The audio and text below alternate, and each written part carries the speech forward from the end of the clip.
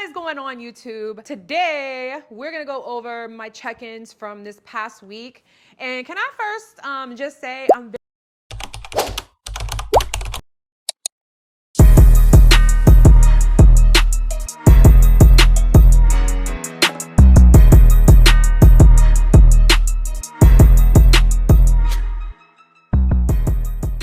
very excited about how I look. I think the more that I start to peel and I'm starting to see the lines and I'm starting to see like all the muscle that I built underneath my body fat, it makes me so excited. Like, I love the process. Sometimes the work, friends, sometimes the work be getting to me because I'm not always like on top of my game. You know what I'm saying? Like, I'm gonna be real transparent. Like, bodybuilding in its entirety is very hard, but you know what? I think I've said this in a video before. Like, I like the way it develops me. Like, I like pushing my limits and seeing, like, I like challenging myself. I don't know. I've always been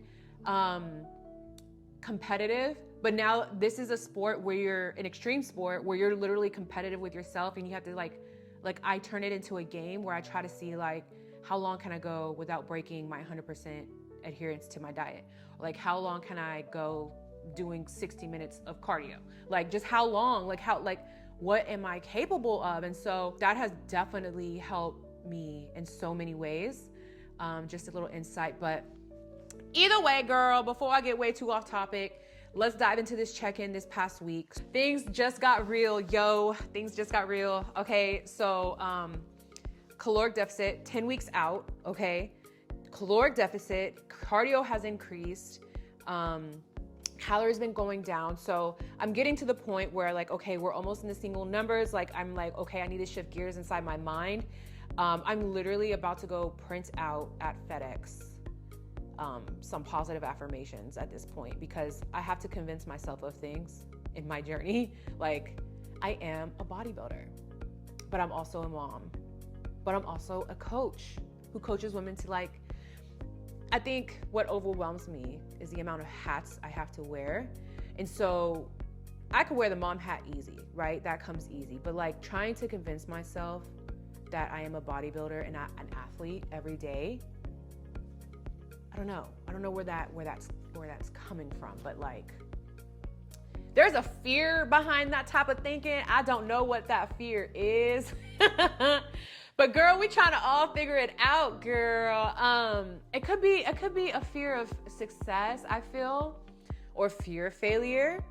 You know, I tell myself like, okay, like, you did this before, but I think when I did it before, I was operating from a place of like pain and like, I can prove my point, like I can do things.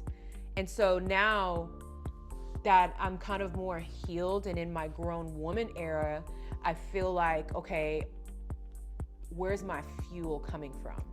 Like, what pain is in my life right now that is just so utterly painful? It's gonna make me go like, in the gym, like, And that's what, you know, a lot of bodybuilders are about, is like, they have stories, right? We all have a testimony about, you know, who we used to be and like why we all got into bodybuilding. And a lot of bodybuilders have pain fueling them.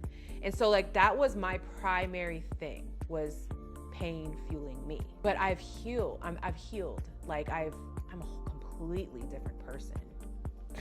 Let's just get that out the way, you know. You know me personally, which you might not. Like, I have a background. Like, I got in trouble a lot. Like, I was untamable, uncontrollable. I was fetal, friend. I was feral.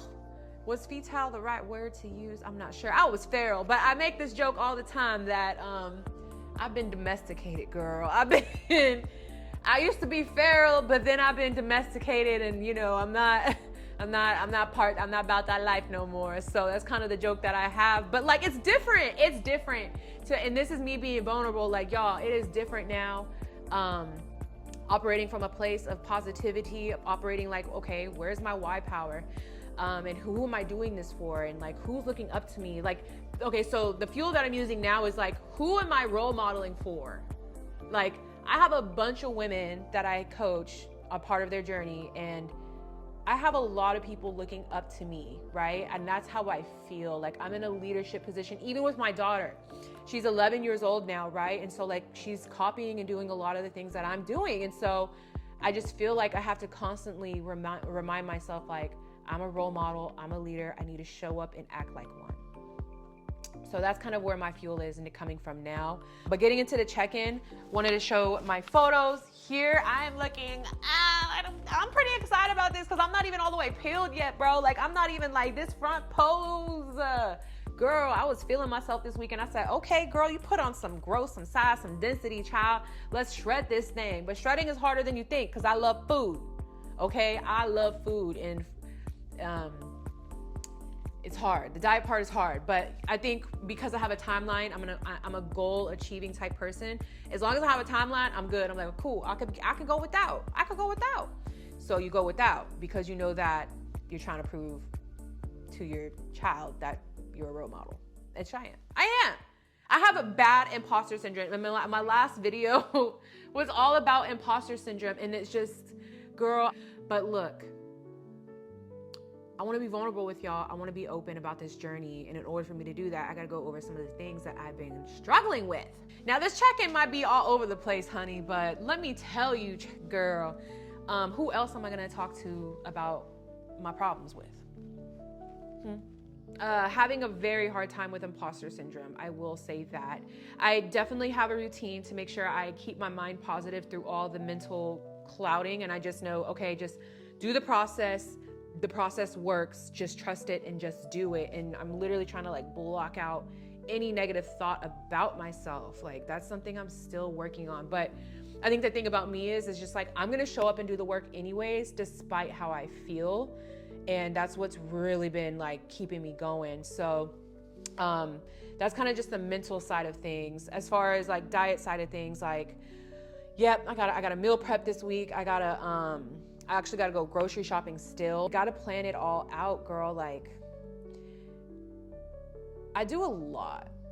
I'm just going to put it out there too. Like, girl, I do a lot. And it's nothing crazy at all, but I am juggling a lot. So I think that the more I talk on camera with you and I show you a little bit inside my life, if you hear me, I feel like if I'm rambling, like I got a lot going on in my head and I got a lot going on in my life. I'm responsible for a lot, girl. I'm just gonna get it done, child. We just gonna get it done, girl. Moving into next week, my focus is pretty much just to continue with the same routine, show up mentally, and like do my best. Cause the cardio is pretty high. It makes me anxious, and I'm just gonna do it. You just gotta do it. Show's December 14th. Girl, I got my suit color. I got my suit color, friend. I'm so excited. I want to start showing more of my journey. That's kind of like the whole intent behind this. It's just to get really vulnerable about this space and like bodybuilding and how your mind goes crazy and all the ins and outs of just like how food affects you. The waiting period, because the weeks, they fly by, but like the day feel like it goes by slow. So I hope you enjoyed this check-in of me just rambling on about everything that I have to go through to get everything pretty much going. Pretty much. Juggling mom life, juggling entrepreneurship, juggling my goals is very hard. And I like the work. I'm just, I might complain through it a little bit, but either way, I'm gonna see y'all next week on next week's check-in. All right, y'all, I'm wrapping it up. Peace.